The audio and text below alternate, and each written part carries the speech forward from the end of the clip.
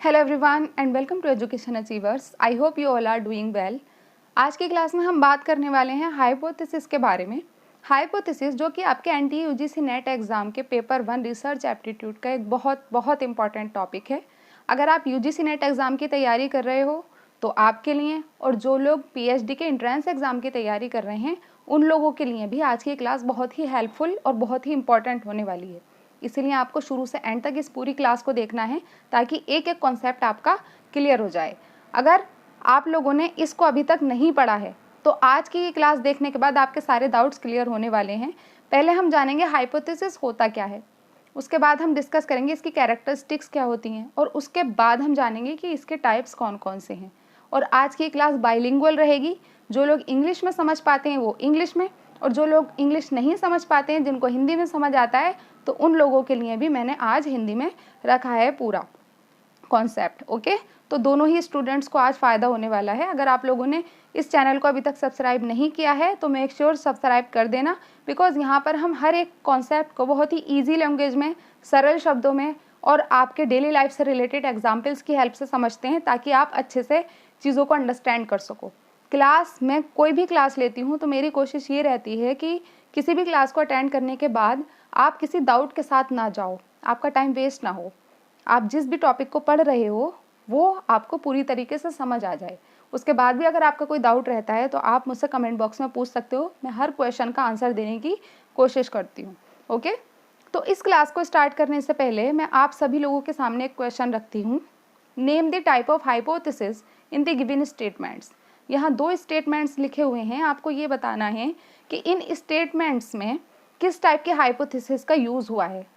क्या इसको इन दोनों ही स्टेटमेंट्स में नल हाइपोथेसिस का यूज़ हुआ है, या डायरेक्शनल हाइपोथेसिस है यहाँ पर, या फिर नॉन डायरेक्शनल हाइपोथेसिस है, या अलग अलग है दोनों में हाइपोथेसिस। अगर आपको इस क्वेश्चन का आंसर पता है तो आप इस क्लास को देखने से पहले इस क्वेश्चन का आंसर करोगे। अगर आपको इस क्वेश्चन का आंसर नहीं आता है, या इस तरह के क्वेश्चंस या इस तरह के कॉन्सेप्ट में प्रॉब्लम होती है, दिक्कत होती है, डाउट रहता है, तो इस पूरी क्लास को देखने के बाद मैं एंड में भी ये क्वेश्चन पूछूंगी, आप खुद इस क्वेश्चन का आंसर कर पाओगे, आई एम श्योर। ओके, तो अब हम स्टार्ट करते हैं अपना आज का टॉपिक। हाइपोथेसिस, जिसको हम हिंदी में कहते हैं परिकल्पना। परिकल्पना 2 शब्दों से मिलकर बना होता है, एक होता है परि और एक होता है कल्पना। परि का मतलब होता है चारों ओर, जैसे हम पर्यावरण देखते हैं ना, परि मतलब चारों ओर, और आवरण का मतलब होता है घेरे हुए, यानी चारों ओर से घेरे हुए। ऐसे ही परिकल्पना भी 2 शब्दों से मिलकर बना होता है। परि का मतलब चारों ओर, कल्पना मतलब चिंतन करना, विचार करना, सोचना, थिंकिंग करना। ओके, तो परिकल्पना मतलब क्या है इसका। आपका कोई भी, आपके सामने कोई प्रॉब्लम है, आपकी कोई भी रिसर्च प्रॉब्लम है या कोई भी प्रॉब्लम है, मान लीजिए आपकी जो रिसर्च प्रॉब्लम है वो ये है कि आपको देखना है effect of online learning on academic achievement of students. यानी जो आप ऑनलाइन लर्निंग कर रहे हो या जो स्टूडेंट्स ऑनलाइन लर्निंग करते हैं, तो उस ऑनलाइन लर्निंग का उनके एकेडमिक अचीवमेंट पर क्या इफेक्ट पड़ता है। ये आपका रिसर्च क्वेश्चन है या ये आपकी प्रॉब्लम है। रिसर्च करने से पहले आप प्रॉब्लम डिसाइड करते हो ना, हम पढ़ चुके हैं, तो आपकी ये प्रॉब्लम है। तो किसी भी प्रॉब्लम का जो पॉसिबल सॉल्यूशन आप देते हो, अंदाज़ा लगाते हो, उस क्वेश्चन के आंसर के बारे में जो भी आप अंदाज़ा लगाते हो, उसको हम कहते हैं हाइपोथेसिस। जैसे इसका आप हाइपोथेसिस क्या लगा सकते हो कि ऑनलाइन लर्निंग से जो बच्चों की एकेडमिक अचीवमेंट होती है वो इंक्रीज़ होती है। ये आप हाइपोथेसिस लगा सकते हो, अंदाज़ा लगा सकते हो। जैसे मैंने आपको रिसर्च प्रॉब्लम दी कि आप मुझे प्रभाव बताइए ऑनलाइन लर्निंग का एकेडमिक अचीवमेंट पर क्या पड़ता है, तो आप परिकल्पना लगाओगे कि online learning increases the academic achievement, कि ऑनलाइन लर्निंग से एकेडमिक अचीवमेंट इंक्रीज होती है। या आप ये अंदाज़ा भी लगा सकते हो कि ऑनलाइन लर्निंग का एकेडमिक अचीवमेंट पर कोई फ़र्क नहीं पड़ता, ठीक है। या आप ये भी अंदाज़ा लगा सकते हो कि ऑनलाइन लर्निंग से एकेडमिक अचीवमेंट डिक्रीज़ होती है, क्योंकि बच्चे गेम्स वगैरह में भटक जाते हैं, रील्स देखना शुरू कर देते हैं। कोई भी आप अंदाज़ा लगा सकते हो। तो किसी भी प्रॉब्लम का पॉसिबल सॉल्यूशन जो आप देते हो, इसको हम कहते हैं tentative statement. A hypothesis is a tentative statement about solution of problem. ये एक अस्थायी स्टेटमेंट होता है। अस्थायी क्यों होता है? बिकॉज आपको नहीं पता कि ये वैलिड होगा या नहीं। जब तक आप उस हाइपोथेसिस को बनाने के बाद उसको टेस्ट नहीं कर लोगे, डेटा को एनालिसिस नहीं कर लोगे, तब तक आप ये नहीं कर सकते कि ये आपका वैलिड स्टेटमेंट है। इसीलिए हाइपोथेसिस को एक टेंटेटिव स्टेटमेंट की तरह देखा जाता है। इसको एक एजुकेटेड गैस वर्क की तरह माना जाता है। मतलब आप गैस कर रहे हो, आप अनुमान लगा रहे हो, आप अंदाज़ा लगा रहे हो, यानी it is educated gas work about possible solution of any problem. यानी आप एज्यूम करते हो that what could be the solution of problem, उसको हम कहते हैं hypothesis. In other words, hypothesis is a precise testable assumption. Precise मतलब कम से कम शब्दों में, टेस्टेबल जिसको हम टेस्ट कर सकते हैं, जांच सकते हैं, एजम्पशन का मतलब वही अंदाज़ा लगाना, which will be checked through data analysis. यानी आपने किसी भी प्रॉब्लम का एक प्रीसाइज कम शब्दों में, टेस्टेबल जिसको टेस्ट कर सकते हैं, एक अंदाज़ा लगाया, एक सॉल्यूशन दिया किसी भी प्रॉब्लम का, और उसको हम चेक करते हैं अपने डेटा एनालिसिस के द्वारा। हमने रिसर्च की जो 2 क्लासेस हो चुकी हैं उसमें हमने क्या पढ़ा था कि सबसे पहले आप किसी भी रिसर्च को करने के लिए प्रॉब्लम डिसाइड करते हो। जब आपकी प्रॉब्लम डिसाइड हो जाती है कि आपको इस प्रॉब्लम पर रिसर्च करनी है, आपकी रिसर्च प्रॉब्लम डिसाइड हो जाती है, उसके बाद उस प्रॉब्लम से रिलेटेड जो काम हो चुके हैं, जो लोग रिसर्च कर चुके हैं, आप उनको जाकर पढ़ते हो, एनालिसिस करते हो उनका, उसको हम कहते हैं लिटरेचर रिव्यू। तो पहले आपकी प्रॉब्लम डिसाइड होती है, फिर आप लिटरेचर को रिव्यू करते हो, एंड देन आप उस लिटरेचर रिव्यू के बेस पर हाइपोथेसिस देते हो, क्योंकि कुछ आप जानोगे, कुछ समझोगे चीज़ों को, जो भी आपकी रिसर्च प्रॉब्लम है उसके आसपास का बैकग्राउंड स्टडी करोगे, तभी तो आप कोई अंदाज़ा लगा सकते हो, ऐसे ही तो नहीं। तो इसीलिए इसको एजुकेटेड गैस वर्क कहा जाता है, जो कि लिटरेचर रिव्यू के बाद आप करते हो। अब हाइपोथेसिस जब आप दे देते हो, उस हाइपोथेसिस के बाद आप अपना रिसर्च डिज़ाइन बनाते हो कि आपको रिसर्च करनी किस तरह से है। रिसर्च डिज़ाइन बनाने के बाद आप फिर सैम्पल डिसाइड करते हो अपना कि क्या होगा सैम्पल, वो भी हाइपोथेसिस के बेसिस पर ही होता है। उस सैम्पल को डिसाइड करने के बाद आप डेटा को कलेक्ट करते हो, ठीक है, और उसके बाद फिर डेटा को एनालाइज करते हो। तो डेटा को जब हम एनालाइज करते हैं तब हमें पता चलता है कि जो ये हमारी हाइपोथेसिस है वो वैलिड है या नहीं, या वैलिड साबित हुई या नहीं। आगे आपको क्लियर हो जाएंगी सारी चीज़ें। तो ऐसे हम रिसर्च में स्टेप बाय स्टेप चलते हैं। तो हाइपोथेसिस क्या हुआ, जो भी आपने अपनी रिसर्च की प्रॉब्लम चुनी है, डिसाइड की है, उसका एक पॉसिबल सॉल्यूशन। जैसे कि आपने अपने आसपास देखा कि गवर्नमेंट कॉलेज या स्कूल का जो एजुकेशन की क्वालिटी है वो इतनी ख़राब क्यों है, ये आपका रिसर्च प्रॉब्लम है, रिसर्च क्वेश्चन है। तो आप इसके लिए क्या अंदाज़ा लगा सकते हो कि हो सकता है कि टीचर्स जो हैं वो एब्सेंट रहते हैं, अपना काम रिस्पॉन्सिबिलिटी से नहीं करते, रिस्पॉन्सिबिलिटी नहीं निभाते, इस वजह से क्वालिटी ख़राब है। ये आपने हाइपोथेसिस लगा ली। यानी जो भी आपकी प्रॉब्लम है उसका एक एजुकेटेड गैस वर्क देना, अंदाज़ा लगाना कि इसका सॉल्यूशन क्या हो सकता है, इसका कारण क्या हो सकता है। इसीलिए इसको tentative statement about solution of any problem माना जाता है। It predicts the relationship between 2 और मोर वेरिएबल्स। ये 2 वेरिएबल्स के बारे में रिलेशनशिप बताता है। जैसे कि वही ऑनलाइन लर्निंग वाला अगर हम एग्जाम्पल लेते हैं कि effect of online learning on academic achievement of students, ये आपकी रिसर्च प्रॉब्लम है। तो इसमें वेरिएबल क्या हुए, एक ऑनलाइन लर्निंग और एक एकेडमिक अचीवमेंट। वेरिएबल्स भी हम आगे पढ़ेंगे क्या होता है डिटेल में। तो आपकी जो हाइपोथेसिस है, आपने हाइपोथेसिस क्या लगाई थी कि ऑनलाइन लर्निंग से एकेडमिक अचीवमेंट बढ़ती है। तो ये ऑनलाइन लर्निंग और एकेडमिक अचीवमेंट, इन दोनों वेरिएबल्स के बीच में रिलेशन बता रहा है ये हाइपोथेसिस आपका, ठीक है। तो परिकल्पना या हाइपोथेसिस ऐसी होनी चाहिए कि जो आपकी प्रॉब्लम है उसका जो आप सॉल्यूशन बता रहे हो, तो वो दोनों वेरिएबल या जितने भी वेरिएबल हैं उनके बारे में, उनके बीच में रिलेशनशिप भी शो करे। ऐसा नहीं है कि आप करना कुछ चाहते हो और अंदाज़ा आप कुछ और लगा रहे हो, आप हाइपोथेसिस कुछ और लगा रहे हो। करना आपको ये है कि ऑनलाइन लर्निंग का इफेक्ट देखना है एकेडमिक अचीवमेंट पे, बट आप कर क्या रहे हो कि आप IQ देख रहे हो, इमोशनल इंटेलिजेंस देख रहे हो। तो ऐसा नहीं होता है। हाइपोथेसिस में आप एक लिमिटेड एरिया में काम करते हो। जब आप हाइपोथेसिस डिसाइड कर लेते हो किसी भी रिसर्च क्वेश्चन की, तो आप उसी को प्रूव करने की कोशिश करते हो, उसी में आगे बढ़ते हो, वो आपका ऑब्जेक्टिव हो जाता है।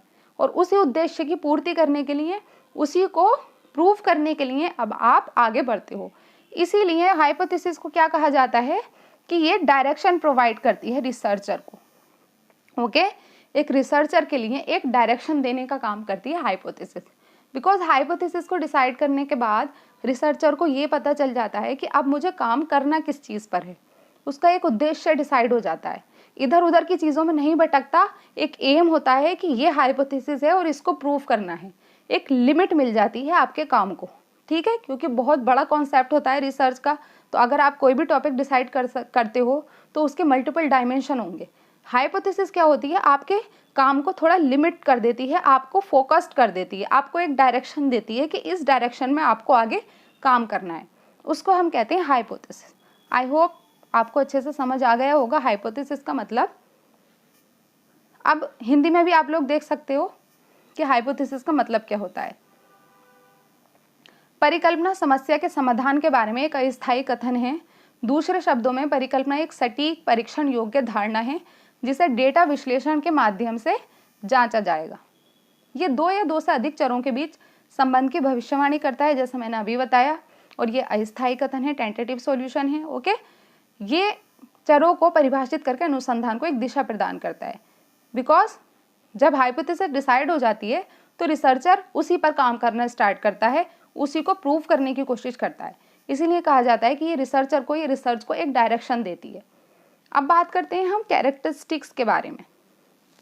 हाइपोथेसिस की विशेषताएं क्या होती हैं, यानी परिकल्पना की विशेषताएं। सबसे पहली चीज़ तो गुड हाइपोथेसिस की ये विशेषता होती है कि ये हमेशा एक प्रिसाइज वे में लिखी जाती है और क्लियर होती है। Hypothesis should be clear and precise.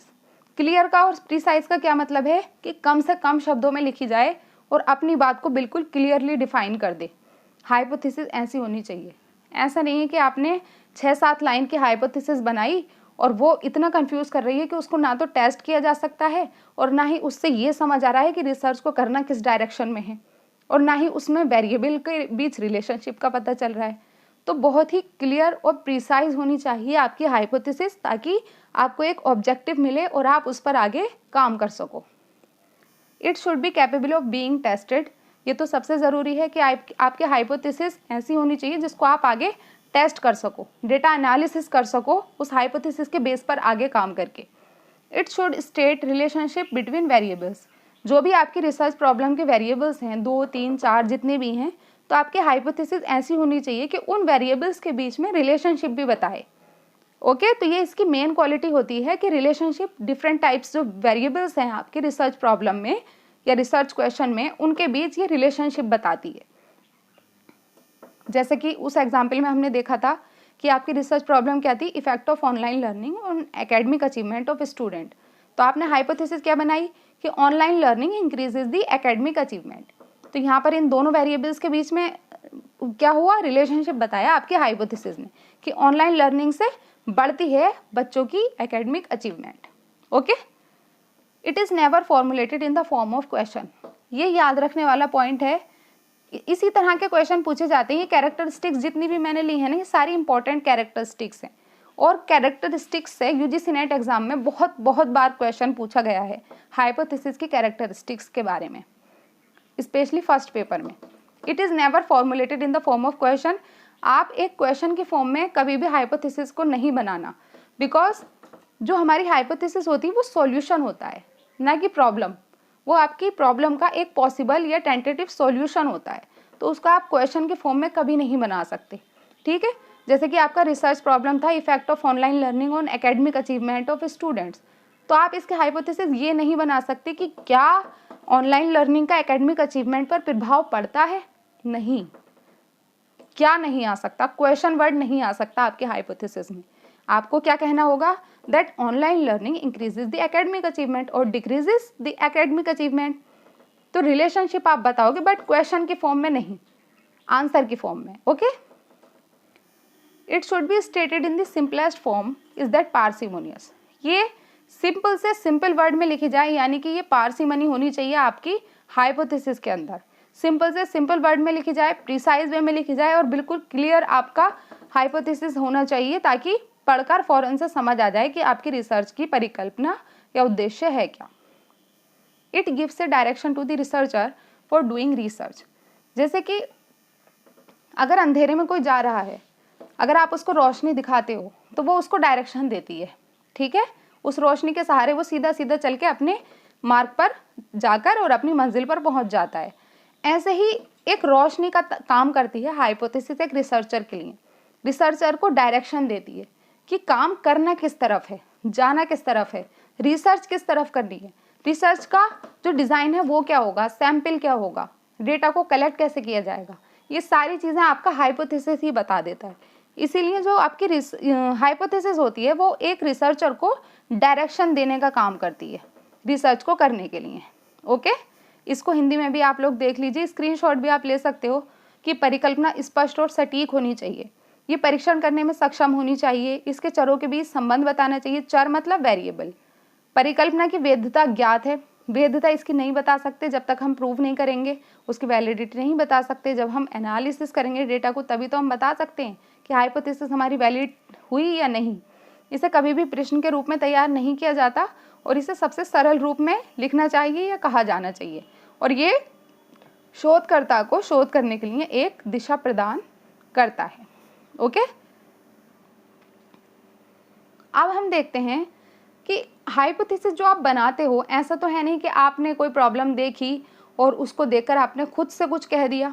मैंने आपको पहले भी बताया था कि हाइपोथेसिस एक एजुकेटेड गैस वर्क होता है।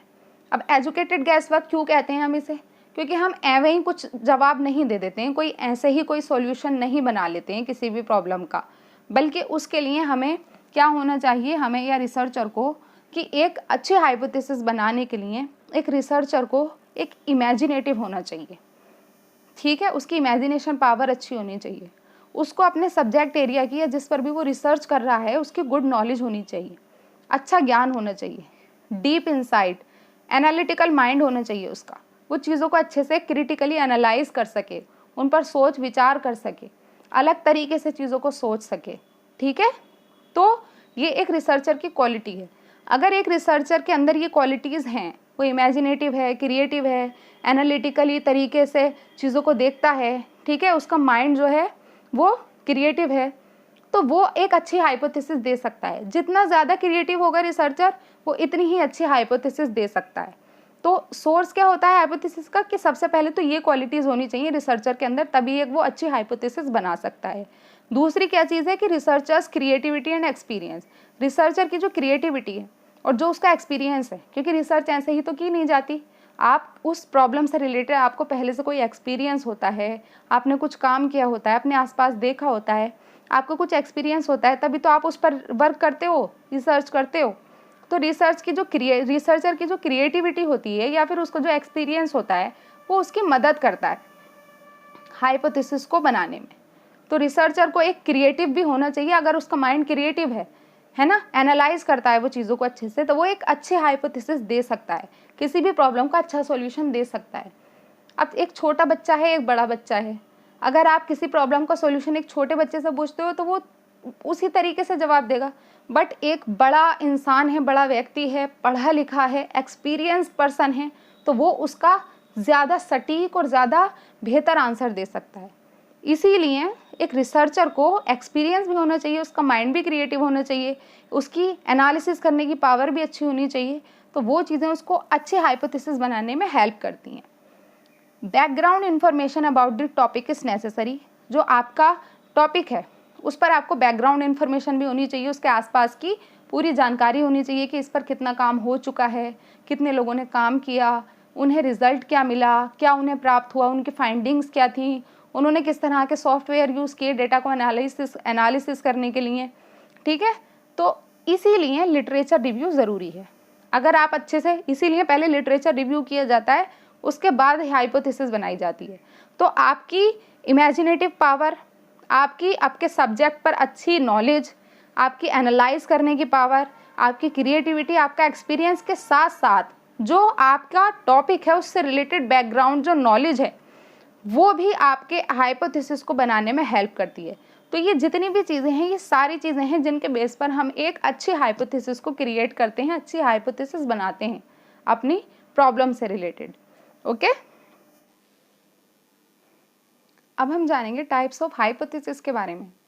हाइपोथेसिस के डिफरेंट टाइप्स कौन कौन से हैं। इन चारों टाइप्स में अक्सर कंफ्यूजन रहता है स्टूडेंट्स को कि डायरेक्शनल हाइपोथेसिस और नॉन डायरेक्शनल हाइपोथेसिस में हम डिफरेंस कैसे कर सकते हैं, या नल हाइपोथेसिस और नॉन डायरेक्शनल हाइपोथेसिस, इन दोनों में क्या डिफरेंस है, इन सब चीज़ों में कंफ्यूजन रहता है। तो आज इन सारे कंफ्यूजन को हम दूर करने वाले हैं। स्टार्ट हम करेंगे नल हाइपोथेसिस से। नल हाइपोथेसिस का मतलब क्या होता है? A null hypothesis is denoted by the symbol H0। ये जो जीरो लगा हुआ है ना, आपको जीरो दिखाई दे रहा है, इसको हम कहते हैं H0 या फिर H null. Okay, it is usually pronounced as H0 और H नल भी कहते हैं, क्योंकि ये जो है, ये जो लिखा हुआ है ये होता है जीरो, यानी कि डिजिट जीरो होती है ये। तो नल हाइपोथेसिस को हम H0 के सिंबल से डिनोट करते हैं। नल हाइपोथेसिस का मतलब हम हिंदी में इसको बोलते हैं शून्य परिकल्पना या फिर शून्य hypothesis. The null hypothesis states there is no relationship between the measured phenomena, the dependent variable and the independent variable. मतलब null hypothesis का क्या मतलब है? देखो, null hypothesis यानी मैंने आपको बताया कि not मतलब नहीं, not मतलब नहीं, यानी जहाँ पर वेरिएबल्स के बीच में कोई भी क्या नहीं बताया जाता, रिलेशनशिप नहीं बताया जाता। जो आपके इंडिपेंडेंट और डिपेंडेंट वेरिएबल हैं या आपके जो भी आपका रिसर्च प्रॉब्लम है, तो उस रिसर्च प्रॉब्लम में जो वेरिएबल्स हैं उनके बीच कोई भी रिलेशनशिप नहीं बताता है नल हाइपोथेसिस, पूरी तरीके से नकारता है रिलेशनशिप को। जैसे कि एग्जाम्पल से हम समझते हैं कि there is no difference between the effect of drug A and B, यानी कोई ड्रग ए है और कोई ड्रग बी है, ठीक है। तो नल हाइपोथेसिस क्या होगी?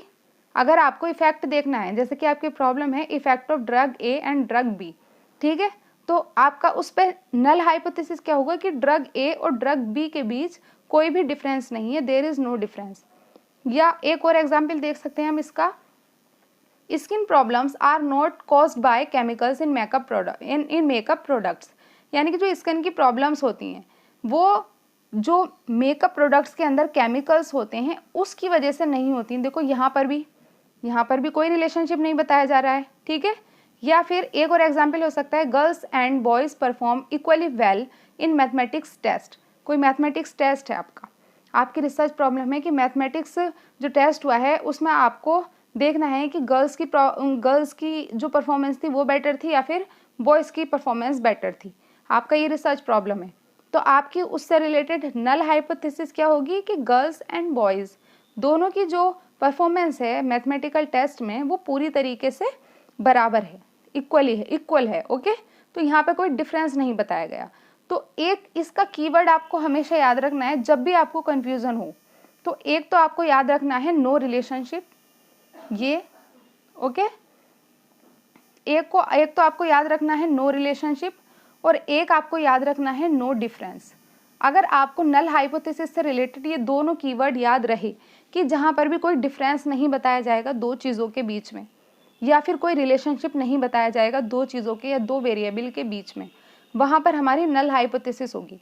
देखो यहाँ पर नो डिफरेंस की बात हो गई इस एग्जाम्पल में, और यहाँ पर भी क्या बताया गया है, कोई भी यहाँ पर क्या नहीं है, रिलेशनशिप नहीं है स्किन प्रॉब्लम्स के बीच और मेकअप प्रोडक्ट्स में जो केमिकल होता है उनके बीच, इन दोनों ही चीज़ों के बीच कोई भी रिलेशन नहीं है। तो यहाँ पर डिफरेंस या रिलेशनशिप, अब देखो यहाँ पर दोनों को सेम कहा गया है कि गर्ल्स और बॉयज़ की मैथमेटिकल टेस्ट में जो परफॉर्मेंस है वो सेम है। तो जहाँ पर भी नो डिफरेंस की बात आ जाए, कोई डिफरेंस ना हो दो चीज़ों के, दो वेरिएबल के बीच, या फिर कोई भी रिलेशनशिप ना बताया जाए उन दोनों चीज़ों के बीच कि कोई रिलेशनशिप नहीं है या दोनों में अंतर नहीं है, तो ये दो कीवर्ड आपको अगर याद रहे तो आपको कभी भी कन्फ्यूज़न नहीं रहेगा। कोई भी आपको स्टेटमेंट, कोई प्रॉब्लम दी जाए, आपसे पूछा जाए कौन सा हाइपोथेसिस है, तो आप देख लो कि क्या इन दोनों वेरिएबल या जितने भी वेरिएबल हैं उसमें कोई रिलेशनशिप नहीं बताया जा रहा, तो नल हाइपोथेसिस होगी। और अगर कोई डिफरेंस नहीं है, दो चीज़ों की तुलना की जा रही है और उसमें कोई भी डिफरेंस नहीं है, मतलब एक वेरिएबल को दूसरे से बेटर नहीं बताया जा रहा या फिर दूसरे को उससे कम नहीं बताया जा रहा, यानी कि कोई डिफरेंस नहीं बताया जा रहा, सेम बताया जा रहा है दोनों को, तो वहाँ पर भी हमारी नल हाइपोथेसिस होती है। तो ये दोनों कीवर्ड्स हैं आपको नल हाइपोथेसिस को याद रखने के। हिंदी में आप देख सकते हो कि सांख्यिकी में जो एक शून्य परिकल्पना होती है उसको हम H0 द्वारा दर्शाते हैं, ठीक है। ये शून्य परिकल्पना बताती है कि मापी गई घटना आश्रित चर और स्वतंत्र चर के बीच कोई संबंध नहीं है, यानी कि जो भी आपके वेरिएबल्स हैं, अब चाहे वो इंडिपेंडेंट वेरिएबल है या डिपेंडेंट वेरिएबल है, उन दोनों के बीच कोई भी रिलेशनशिप नहीं है, कोई भी संबंध नहीं है, ओके। स्क्रीनशॉट भी ले सकते हो आप हिंदी का। अब हम देखते हैं अल्टरनेटिव हाइपोथेसिस। वहाँ पर हमने क्या देखा था कि there is no difference between drug A and drug B. अब अगर हम अल्टरनेट हाइपोथेसिस लगाते हैं उस रिसर्च प्रॉब्लम पर, तो हम क्या कहेंगे, देयर इज डिफरेंस, कि हाँ डिफरेंस है किसके बीच, drug A and drug B के बीच। तो अल्टरनेटिव जो हाइपोथेसिस होती है, जिसको हम रिसर्च हाइपोथेसिस भी बोलते हैं, अल्टरनेटिव हाइपोथेसिस ही हमारी रिसर्च हाइपोथेसिस होती है। हम जानने की कोशिश हमेशा करते हैं, हम टेस्ट करने की कोशिश करते हैं नल हाइपोथेसिस को। ये क्वेश्चन बहुत बार पूछा गया है कि टेस्ट किस हाइपोथेसिस को हम करते हैं, हम टेस्ट करते हैं नल हाइपोथेसिस को। ओके, अगर हमारी नल हाइपोथेसिस एक्सेप्ट हो जाती है तो सही है, और अगर हमारी नल हाइपोथेसिस एक्सेप्ट नहीं होती है, रिजेक्ट हो जाती है, तो फिर हमारी अल्टरनेट हाइपोथेसिस जो है, अल्टरनेटिव हाइपोथेसिस, वो ऑटोमेटिकली एक्सेप्ट हो जाती है। इसीलिए दो चीज़ें आपको याद रखनी है। सबसे पहली चीज़ तो ये कि हम टेस्ट किसको करते हैं, नल हाइपोथेसिस को हम टेस्ट करते हैं। और अगर हमारी नल हाइपोथेसिस रिजेक्ट हो जाती है तो एक्सेप्ट कौन सी होती है, अल्टरनेटिव जो हमारी हाइपोथेसिस होती है, जिसको हम रिसर्च हाइपोथेसिस भी बोलते हैं, वो हमारी एक्सेप्ट हो जाती है। ठीक है, ये है ज़रूरी चीज़ जो आपको याद रखनी है। अब अल्टरनेटिव हाइपोथेसिस जो होती है वो हमेशा नल हाइपोथेसिस के अपोजिट होती है। Alternative hypothesis states that there is a relationship, वहाँ पर क्या था, देयर इज नो रिलेशनशिप, किन्हीं भी दो वेरिएबल्स के बीच कोई रिलेशनशिप नहीं होगा, वहाँ होगी नल। और यहाँ पर क्या होता है, देयर इज रिलेशनशिप, कि हाँ रिलेशनशिप प्रेजेंट है, किसके बीच, टू और मोर वेरिएबल्स के बीच, इंडिपेंडेंट और डिपेंडेंट वेरिएबल्स के बीच रिलेशनशिप है। जैसे कि यहाँ पर क्या आ गया है, देयर इज ए डिफरेंस, हाँ डिफरेंस होता है, किस में, इफेक्टिवनेस में डिफरेंस होता है, ड्रग ए और ड्रग बी दोनों की डिफरेंस, दोनों की इफेक्टिवनेस में डिफरेंस है। वन वेरिएबल जो होगा has an effect on the other, ये यहाँ पर रिलेशनशिप बता रहा है वेरिएबल्स के बारे में। तो जो हमारा एक वेरिएबल है वो दूसरे वेरिएबल पर इफेक्ट डालता है। जो इंडिपेंडेंट और डिपेंडेंट वेरिएबल होते हैं उसके कॉन्सेप्ट को भी मैं आपको अच्छे से डिटेल में समझाऊंगी कि वेरिएबल के टाइप्स क्या होते हैं और उनका मतलब क्या होता है। An alternative hypothesis is an opposite to the null hypothesis, जो मैंने अभी बताया कि अल्टरनेटिव हाइपोथेसिस हमेशा नल हाइपोथेसिस के अपोजिट होती है। अगर नल हाइपोथेसिस किसी चीज़ को ट्रू बोलती है तो अल्टरनेटिव हाइपोथेसिस उसी को रॉन्ग बोलेगी, ठीक है, या फॉल्स बोलेगी। जैसे कि एग्जाम्पल इसका ले सकते हैं कि हमने पीछे क्या देखा था कि जो ऑनलाइन लर्निंग है, हमने एग्जाम्पल लिया था स्टार्टिंग में कि जो ऑनलाइन लर्निंग है आपकी, वो एकेडमिक अचीवमेंट पर क्या इफेक्ट डालती है, ये आपका रिसर्च क्वेश्चन था। ठीक है, तो इसके लिए आपकी नल हाइपोथेसिस क्या होगी कि ऑनलाइन लर्निंग का एकेडमिक अचीवमेंट पर कोई प्रभाव नहीं पड़ता, ये तो होगी आपकी नल हाइपोथेसिस। और जो अल्टरनेटिव हाइपोथेसिस है वो क्या होगी आपकी, कि जो ऑनलाइन लर्निंग है वो आपकी एकेडमिक अचीवमेंट को इंक्रीज करती है। ठीक है, तो यहाँ पर रिलेशनशिप बताया जा रहा है, यहाँ पर ऐसा नहीं है कि कोई रिलेशनशिप नहीं बताया जा रहा। अल्टरनेटिव हाइपोथेसिस में रिलेशनशिप बताया जाता है कि यस ऑनलाइन लर्निंग इफेक्ट डालती है अल्टरनेटिव हाइपोथेसिस के ऊपर, बट नल में हम क्या कहते हैं कि नहीं, कोई इफेक्ट नहीं डालती ऑनलाइन लर्निंग एकेडमिक अचीवमेंट या एकेडमिक परफॉर्मेंस पर। तो ये होता है इन दोनों के बीच डिफरेंस। नल हाइपोथेसिस में कोई डिफरेंस नहीं बताया जाएगा, कोई इफेक्ट नहीं बताया जाएगा। अल्टरनेटिव हाइपोथेसिस में रिलेशनशिप भी बताया जाएगा और इफेक्ट भी बताया जाएगा। Okay, I hope this is clear. Hindi में देखिए, वैकल्पिक परिकल्पना, अल्टरनेटिव हाइपोथेसिस को हम कहते हैं वैकल्पिक परिकल्पना। वैकल्पिक परिकल्पना बताती है कि अध्ययन किए जा रहे दो चर, जो एक होता है आश्रित चर और एक होता है स्वतंत्र चर, इनके बीच कोई ना कोई संबंध है, यानी एक चर दूसरे चर पर प्रभाव डाल रहा है। एग्जाम्पल देखो, इसका एक और हो सकता है, जैसे कि शराब से कैंसर होता है, तो शराब और कैंसर यहाँ पर दो वेरिएबल हैं, तो आपकी ये जो हाइपोथेसिस है ये दो वेरिएबल के बीच क्या बता रही है, संबंध बता रही है कि शराब से कैंसर होता है, इसीलिए ये हमारा अल्टरनेटिव हाइपोथेसिस होगा। ठीक है, शराब से कैंसर होता है, यहाँ पर वेरिएबल क्या हुए, शराब और कैंसर, और इन दोनों के बीच ये संबंध बता रही है, इसीलिए ये क्या हुआ स्टेटमेंट, ये एक अल्टरनेटिव हाइपोथेसिस हुआ। अगर आपको इफेक्ट देखना है, इफेक्ट ऑफ मतलब शराब का इफेक्ट देखना है आपको कैंसर पर, तो आप हाइपोथेसिस आपने लगाई कि शराब से कैंसर होता है, तो वो आपकी क्या होगी, अल्टरनेटिव हाइपोथेसिस, क्योंकि वो दोनों वेरिएबल्स के बीच संबंध को बताती है। ओके, एक वैकल्पिक परिकल्पना शून्य परिकल्पना के विपरीत होती है। शून्य परिकल्पना अस्वीकार कर दी जाती है तो वैकल्पिक परिकल्पना को सत्य मान लिया जाता है। अगर आपकी नल हाइपोथेसिस रिजेक्ट हो जाती है तो अल्टरनेटिव हाइपोथेसिस एक्सेप्ट कर ली जाती है। ओके, अब आगे चलते हैं। अब देखते हैं हम डायरेक्शनल हाइपोथेसिस क्या होता है। डायरेक्शनल हाइपोथेसिस को हम हिंदी में कहते हैं दिशात्मक परिकल्पना, यानी आपका ऐसा गैस वर्क, आपका ऐसा इस तरह से अंदाज़ा लगाना जो कि आपका एक दिशा बताता है। जैसे कि डायरेक्शनल में क्या होगा, sometimes the hypothesis states the direction in which the results are expected to गो।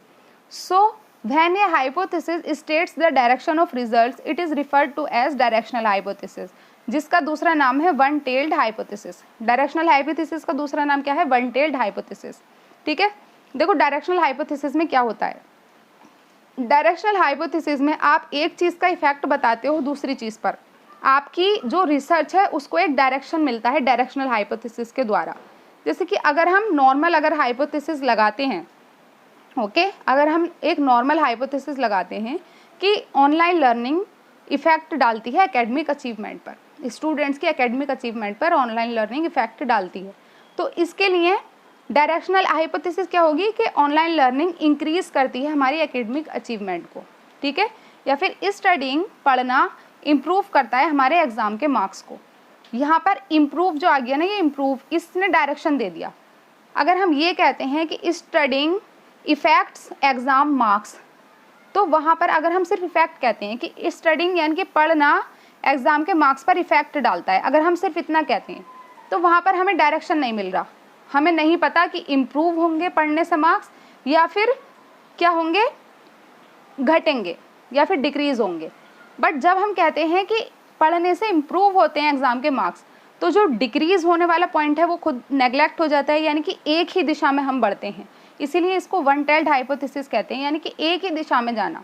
जैसे women are better drivers than man, अगर हम ये बात कहते हैं तो देखो डायरेक्शनल हाइपोथेसिस को पहचानने का ये मतलब होता है कि एक चीज़ से दूसरी चीज़ को या तो बेटर बताया जाएगा या फिर किसी चीज़ का दूसरी चीज़ पर इफेक्ट बताया जाएगा, या तो पॉजिटिव वे में या फिर निगेटिव वे में, किसी एक चीज़ को ज़्यादा प्रेफरेंस दी जाएगी। जैसे यहाँ पर बताया गया है women are better, women better होती हैं, बेटर ड्राइवर होती हैं मैन के मुकाबले। तो यहाँ पर वीमेन को ज़्यादा बेटर बताया गया है, यानी डायरेक्शन दिया गया है यहाँ को, हमारी हाइपोथेसिस को। अगर हम ऐसे बोलते हैं कि man and women both are good drivers, तो हमें नहीं पता चल रहा कि हमें जाना किस तरफ है। मैन भी हो सकता है, वीमेन भी हो सकती हैं अच्छे ड्राइवर, तो हमें दोनों ही साइड में जाना होगा, वो टू टेल्ड हो जाएगा, जिसको हम अभी डिस्कस करेंगे। लेकिन यहाँ पर एक दिशा हमें मिल गई है कि वीमेन ज़्यादा बेटर है मैन के अकॉर्डिंग, इसीलिए ये वन टेल्ड है। ओके, अब अगला इसका अगर हम एग्जाम्पल लेते हैं, sunlight enhances growth of plants. Sunlight जो सूरज की रोशनी होती है वो इन्हेंस करती है पौधों की वृद्धि, यानी सनलाइट से, सूर्य के प्रकाश से पौधों की वृद्धि बढ़ती है। तो देखो यहाँ पर भी इन्हेंस आ गया, तो ये एक दिशा दे दी, एक दिशा दी है, एक डायरेक्शन दिया गया है कि बढ़ती है। अगर सिर्फ इतना होता sunlight effects growth of plants, कि सनलाइट का इफेक्ट पड़ता है प्लांट्स की ग्रोथ पर, तो हम ये भी सोच सकते हैं कि हो सकता है कि ग्रोथ इंक्रीज हो, या हम ये भी सोच सकते हैं कि हो सकता है कि ग्रोथ डिक्रीज हो। दोनों तरफ हम सोच सकते हैं। बट ऐसी हाइपोथेसिस जो कि एक डायरेक्शन में, एक ही डायरेक्शन में बात करती है, एक ही डायरेक्शन में बोलती है, जैसे सनलाइट से इंक्रीज होती है ग्रोथ प्लांट्स की, तो उसको हम कहते हैं डायरेक्शनल हाइपोथेसिस। अब एक चीज़ और आपको ध्यान रखनी है कि जो डायरेक्शनल हाइपोथेसिस होती है या नॉन डायरेक्शनल हाइपोथेसिस होती है, वो निगेटिव भी हो सकती है और पॉजिटिव भी हो सकती है। जैसे कि हमें बात तो एक ही डायरेक्शन में कहनी है। जैसे यहाँ पर हमने कहा कि sunlight enhances growth of plant, देखो ये लिख रहा है ना, देयर इज ए पॉजिटिव और negative correlation between two variables. Positive भी हो सकता है रिलेशन, निगेटिव भी हो सकता है, बट एक डायरेक्शन में बात होनी चाहिए। जैसे यहाँ पर कहा गया है sunlight enhances growth of plants, अगर ये बात है तो एक और इसका हो सकता है कि sunlight decreases growth of plants, क्योंकि एक डायरेक्शनल हाइपोथेसिस पॉजिटिव भी हो सकती है और निगेटिव भी हो सकती है। उसी तरीके से आगे हम नॉन डायरेक्शनल को पढ़ेंगे, वो भी पॉजिटिव भी हो सकती है, निगेटिव भी। बस ध्यान इतना रखना है कि एक डायरेक्शन में बात की जाए। जैसे स्टडी करने से इम्प्रूव होते हैं एग्जाम के मार्क्स, सिर्फ इफेक्ट नहीं कह रहे हैं हम कि इफेक्ट पड़ता है एग्जाम के मार्क्स पर, बल्कि हम साफ साफ ये बोल रहे हैं कि इम्प्रूव होते हैं, या हम ये भी बोल सकते हैं कि डिक्रीज होते हैं। ठीक है, तो एक ही डायरेक्शन में बात की जा रही है, तो वहाँ पर होगी आपकी डायरेक्शनल हाइपोथेसिस। आई होप ये पॉइंट आपका क्लियर हो गया होगा।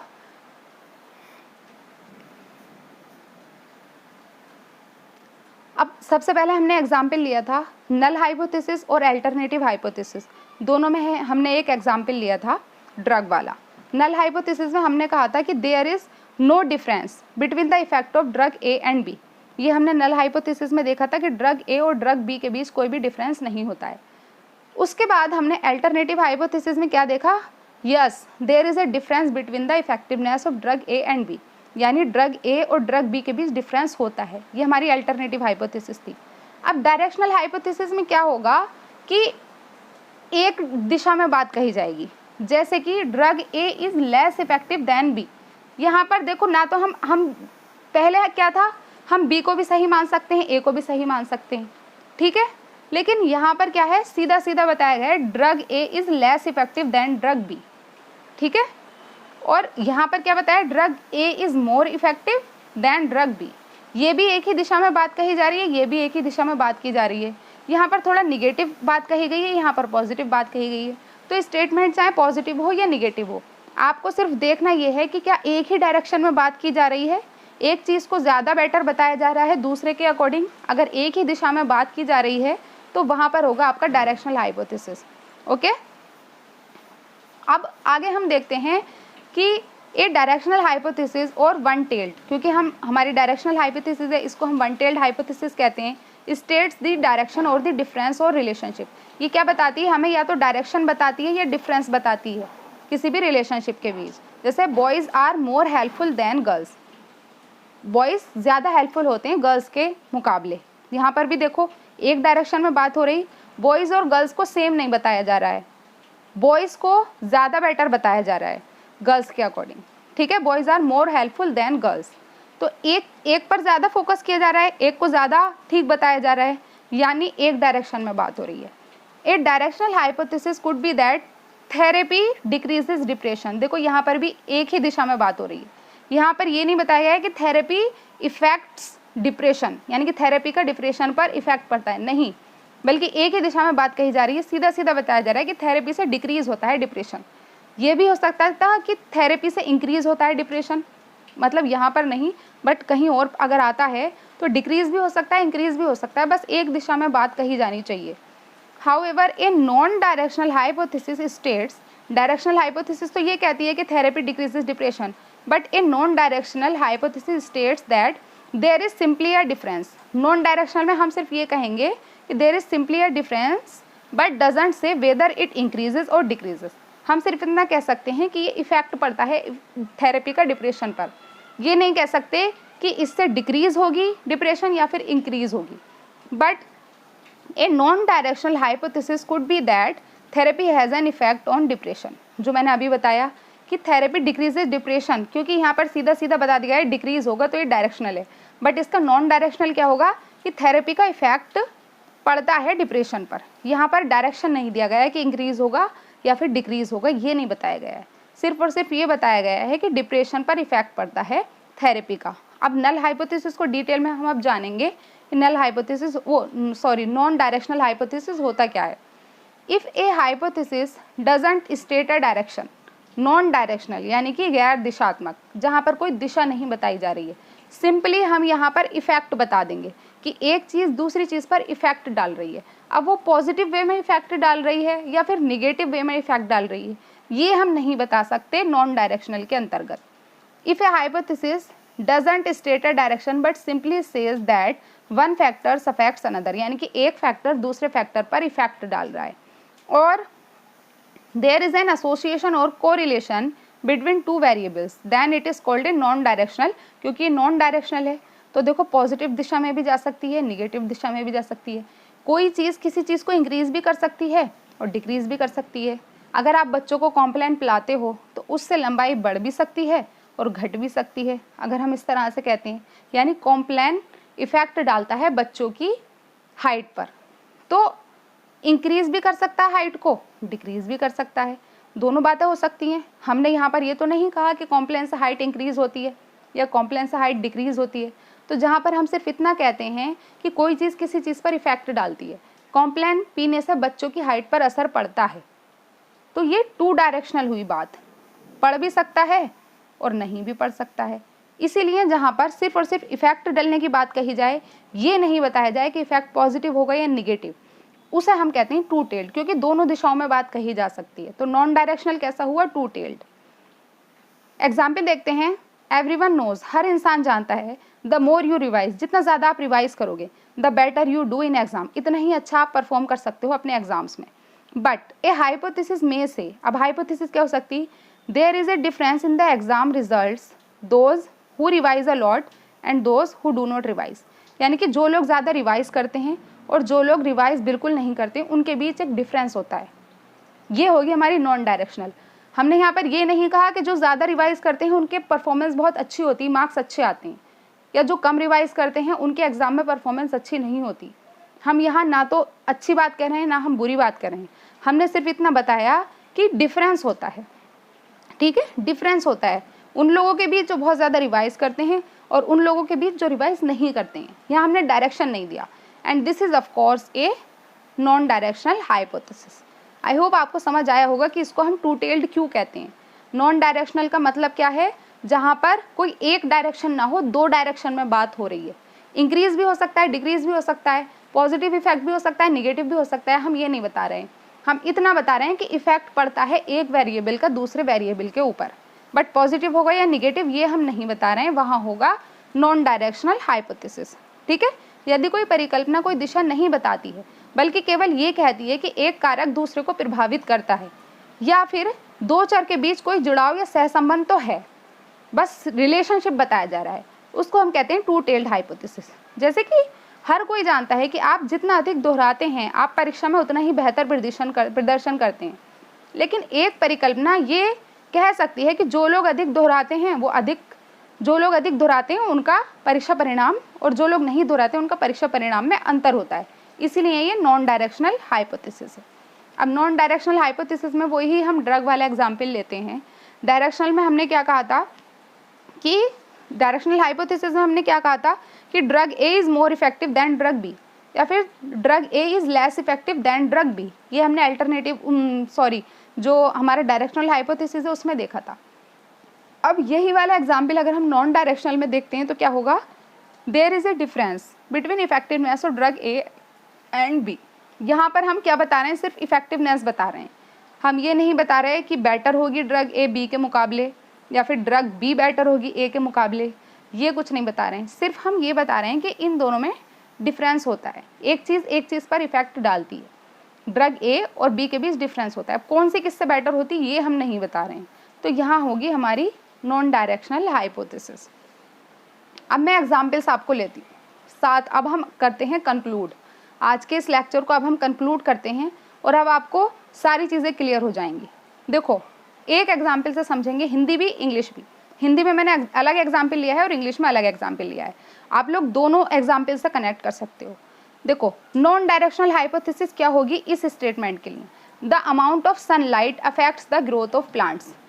सिर्फ अफेक्ट कर रही है सनलाइट, सूरज की रोशनी पौधों की वृद्धि पर इफेक्ट डालती है। ये हो गई नॉन डायरेक्शनल। यहाँ पे ये नहीं बताया कि अच्छा इफेक्ट डालती है या बुरा इफेक्ट डालती है, पौधे ज़्यादा जल्दी से वृद्धि करते हैं या फिर कम तेज़ी से वृद्धि करते हैं सनलाइट की वजह से, ये कुछ नहीं बताया। बस इतना बताया है कि जो सूर्य का प्रकाश है वो पौधों की वृद्धि पर प्रभाव डालता है। तो यहाँ नॉन डायरेक्शनल वाली बात हो गई, इसलिए यहाँ होगी non directional hypothesis. Directional hypothesis में सिर्फ हम एक दिशा में बात करेंगे। हम कह देंगे या तो इंक्रीज होता है या डिक्रीज होता है, यानी कि या तो अच्छा फर्क पड़ता है या फिर बुरा फर्क पड़ता है। The amount of sunlight enhances the growth of plant. देखो यहाँ इनहेंसेस आ गया, ठीक है। इनहेंसेस यानी कि बढ़ाती है ग्रोथ ऑफ प्लांट्स। यहाँ पर निगेटिव भी आ सकता था कुछ भी, क्योंकि हमारी हाइपोथेसिस पॉजिटिव और निगेटिव दोनों हो सकती है, ये भी आपको नहीं भूलना है। तो डायरेक्शन है, हम एक डायरेक्शन में बात कह देते हैं कि किसी चीज़ से कोई चीज़ इंप्रूव होती है या किसी काम को करने से कुछ इंप्रूव होता है। जैसे फिजिकल एक्सरसाइज करने से हमारा क्या होता है, हमारा बॉडी फिट रहती है, ठीक है, हमारा जो हेल्थ है वो अच्छा रहता है। तो ये डायरेक्शनल हाइपोथेसिस है, क्योंकि हम सीधा सीधा बता रहे हैं कि एक्सरसाइज इंप्रूव करती है हमारी फिजिकल हेल्थ को। तो यहाँ डायरेक्शन दे रहे हैं हम कि एक्सरसाइज से हमारी फिजिकल हेल्थ इंप्रूव होती है, तो वो होगी हमारी डायरेक्शनल हाइपोथेसिस। अब नल हाइपोथेसिस क्या होगी? The amount of sunlight has no influence on the growth of plants. क्योंकि यहाँ पर हम क्या देखते हैं? No effect.